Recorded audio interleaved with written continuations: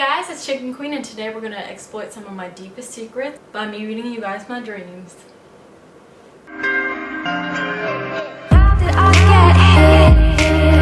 Like 4 months ago, I just started writing down dreams whenever I'd have them, except the really bad ones. I got an offer to travel the world for a month as long as it was filmed. It was like for a Royal Caribbean thing, I don't really know. But anyways, I was excited. My mom helped me pack my things and gave me the biggest hug and waved me goodbye.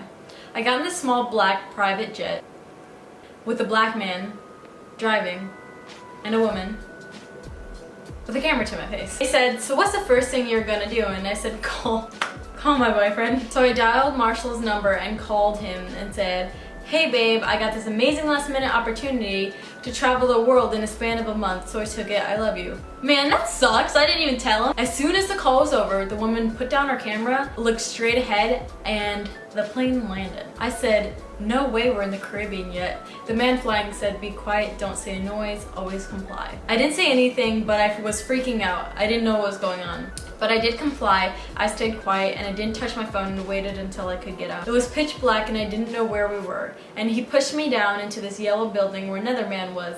The black man was in his 50s, I'd say, and the white man with long hair was in his 20s. They talked a bit and then the black man shoved me in a car and drove me to a hotel. It was a really nice hotel, but as you can imagine, I was freaking out.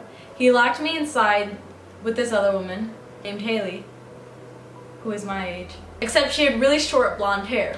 Then the black guy stood above us and said, "I can imagine you are both freaked out, but don't worry, your life will be better with me. You will live life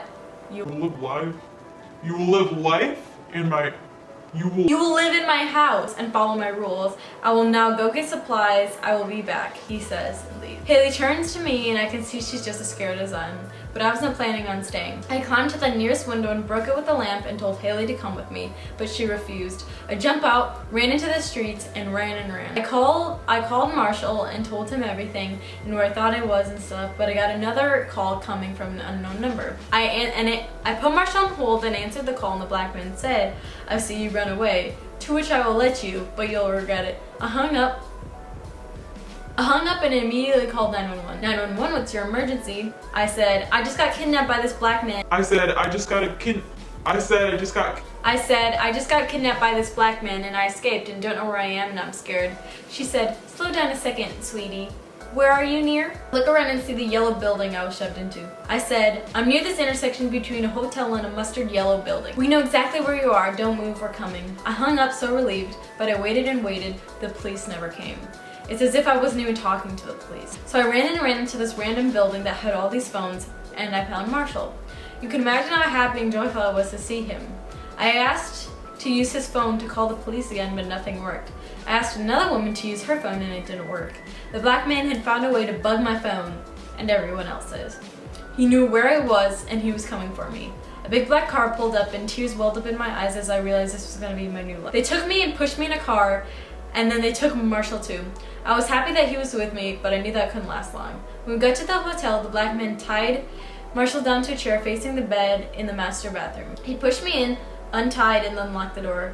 I was confused because nothing bad had happened other than the fact that he was tied. I kissed his cheek and began to untie when someone got up from the bed. It was a white man in his 20s with his long hair.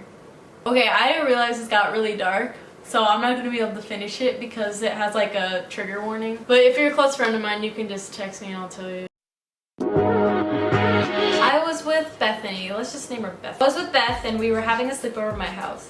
And Beth was like, "We should explore." And I was like, "Sure." So we drove around and then parked in the ghetto. I was weirded out, but didn't think much of it. We walked into this random white house that looked abandoned. Not because it was ugly, but just because the door was wide open and there was nothing on it except some drywall. The walls were painted yellow and the ceiling was just an average white.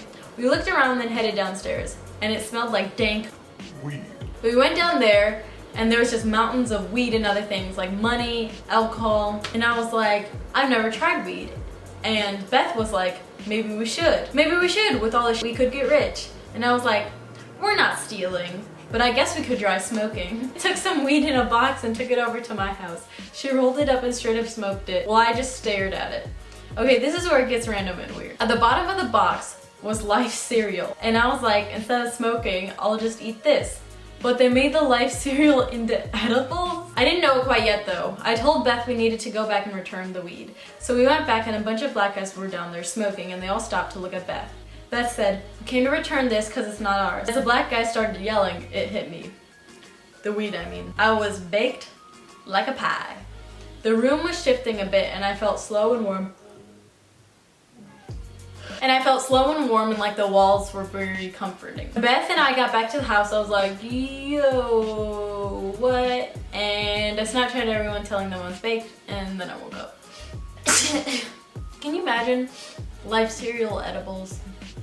That'd just be interesting. Went to the local mall to go shopping. It was naturally empty, but I didn't think anything of it. I went into a brand name store and all of a sudden the cameras were pointing at me. The whole cast of Riverdale was in there shooting season 2. The director grabbed me and put me in place and asked me to say my lines, and I started crying because I didn't know any lines, but at least I got to meet the cast.